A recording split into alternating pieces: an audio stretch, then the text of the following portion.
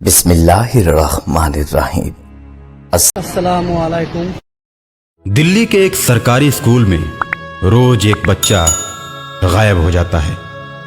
बच्चों के माता पिता तो क्या, स्कूल के सभी स्टाफ तक को पता नहीं चल पाता कि बच्चे कैसे गायब हो जाते हैं। ये बात शहर में आग की तरह फैल गई और प्रशासन हरकत में आ गया। शहर की पुलिस अपने काम में लग गई, लेकिन उसे भी कोई सुराग नहीं मिला। दिन पर दिन प्रशासन का दबाव पुलिस पर बढ़ता ही जा रहा था। शहर के सारे अधिकारी परेशान हो गए।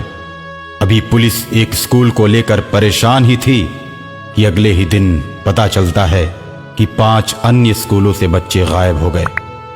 डर की वजह से बच्चों के माता पिता अपने बच्चों को स्कूल भेजना बंद कर देते हैं। आनन फानन में प्रदेश के मंत्री ने सभी बड़े अफसरों की मीटिंग बुलाई। आप लोग अपनी ड्यूटी ईमानदारी से नहीं निभा रहे। शहर में स्कूल से इतने बच्चे गायब हो गए, लेकिन अभी तक कोई सुराग नहीं मिला। अगले 24 घंटे में अगर कोई सुराग नहीं मिलता है तो तुम लोगों पर कानूनी कार्यवाही की जाएगी। सर, हम जरूर पता लगा लेंगे, आप हम पर विश्वास कीजिए। उसके बाद सभी अफसर बच्चों का पता लगाने के लिए चले जाते हैं। इधर प्रशासन कारण पता लगाने की कोशिश में लगी है और उधर फिर एक घटना घटित हो जाती है। स्कूल के लाइब्रेरी में एक बच्चे की मौत हो जाती है। बच्चे की मौत की खबर आग की तरह फैल जाती है। मौके पर पुलिस पहुंच जाती है। लाइब्रेरी के अंदर हत्यारे की खोज में पुलिस पूरी तरीके से जुट जाती है, लेकिन पुलिस को अंदर कोई नहीं मिलता। और तभी अंदर से एक भयानक आवाज आती है। सभी लोग डर जाते हैं और सामने देखते हैं कि एक डरावनी आकृति प्रकट हो रही है। सब लोग उस आकृति को देखते ही भागना शुरू कर देते हैं। तभी उस आकृति से एक आवाज आती है।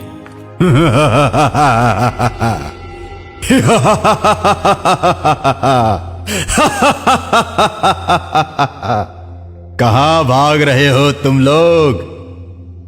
हाँ? रुक जाओ, नहीं तो मैं अभी सबको मार दूंगा। सभी लोग रुक जाते हैं, धीरे धीरे पीछे मुड़ते हैं और भूत की तरफ मुंह करके खड़े हो जाते हैं। मैं लाइब्रेरी का भूत हूं। लाइब्रेरी में किताब पढ़ते ही मेरी मौत हो गई थी। मेरे दोस्तों ने ही मुझे मार दिया था। इसीलिए जो भी लाइब्रेरी में पढ़ने आता है, मैं उसमें से किसी एक को मार देता हूं। तुम लोग कुछ भी कर लो, लेकिन मौत का ये सिलसिला कभी भी रुकने वाला नहीं है।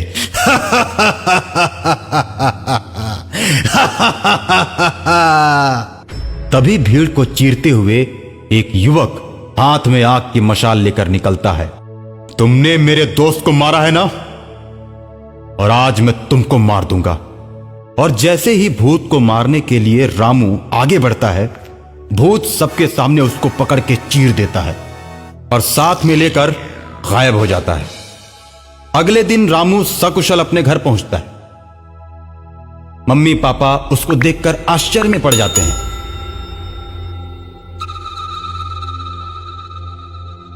अरे, तुम कहां से आ गए? तुम्हें तो कल लाइब्रेरी वाले भूत ने मार दिया था। हैं बेटा? तुमने सही समझा। मैं रामू नहीं, मैं तो लाइब्रेरी वाला भूत हूं और रामू की शक्ल में घूम रहा हूं।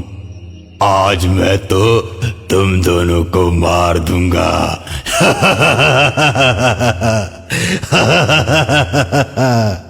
हे भूत, हम लोगों के बच्चों को तो तुमने मार ही डाला। हम लोगों ने क्या गलती की है? अरे हम सबको छोड़ दो। ठीक है, मैं तुम सबको छोड़ दूंगा, लेकिन मेरी एक शर्त है और वो तुमको माननी ही पड़ेगी।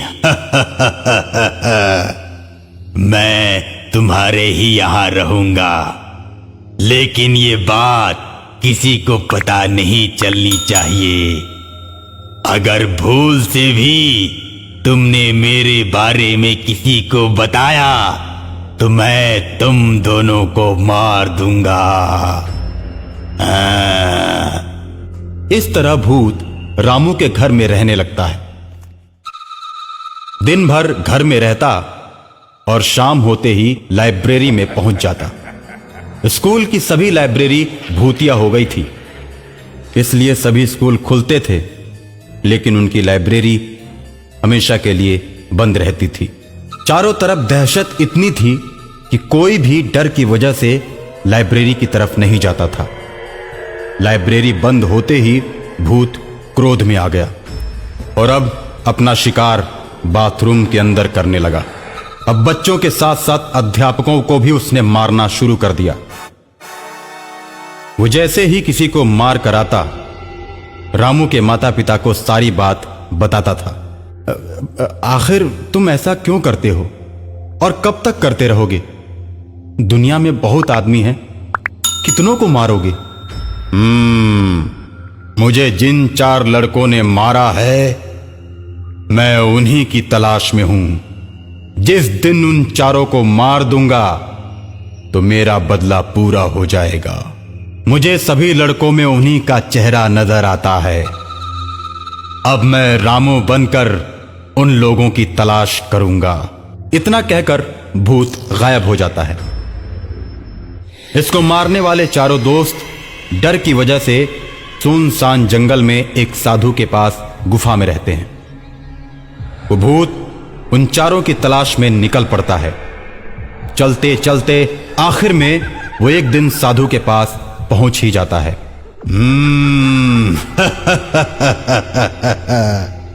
इस सुनसान जंगल में अकेले क्या करते हो बाबा?